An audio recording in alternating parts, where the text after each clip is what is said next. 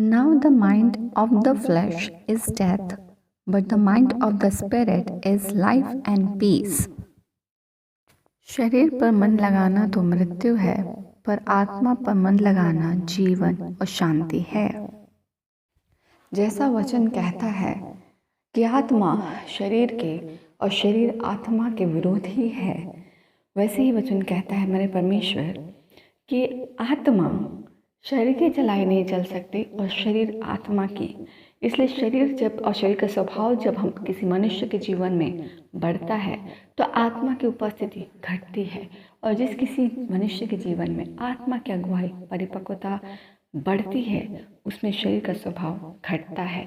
भीतरी मनुष्यत्व जिसके बारे में बाइबल हमें बतलाती है कि हम बाहरी मनुष्यत्व को छोड़ अपने भीतरी मनुष्यत्व पे अनुभव के साथ धीरे धीरे हम बदलते जाए। भीतरी मनुष्यत्व हमारे वो स्पिरिचुअल लाइफ के बारे में बात करता है जो प्रभु यीशु मसीह को पाने के बाद बदल जाता है।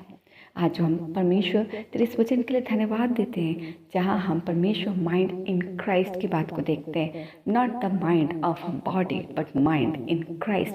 शरीर पर मन लगाना तो मृत्यु है, पर आत्मा पर मन लगाना जीवन और शांति है।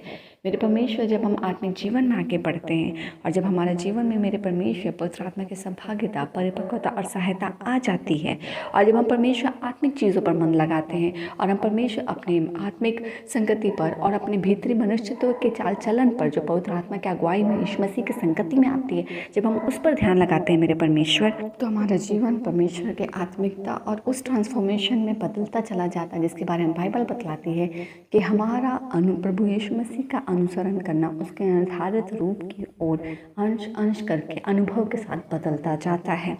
आज के वचन के लिए हम तुझे धन्यवाद देते हैं। जब तू माइंड इन क्राइस्ट की बातों को बोलते हैं, आत्मा में मन लगाना जीवन और शांति है, मगर शरीर में मन लगाना मृत्यु है।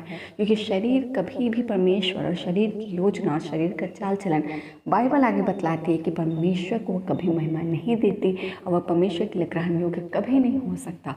पर जब पवित्र आत्मा आएगा वो तुम्हें मेरी बातों में से लेकर बतलाएगा। वो सच का आत्मा जब आएगा वो तुम्हें मेरी बातों में से लेकर मेरी आज्ञा मानना सिखलाएगा। और वचन एक जगह कहता है कि जिस रीति से एक मनुष्य का आत्मा मनुष्य की बातों को जानता है, वैसे ही परमेश्वर की आत्मा परमेश्वर की बातों को और परमेश्वर को जानता है, जो हमें वैसी सहायता के साथ चलाता है कि हमारा जीवन परमेश्वर के लिए आत्मिकता में ग्रहण योग्य हो।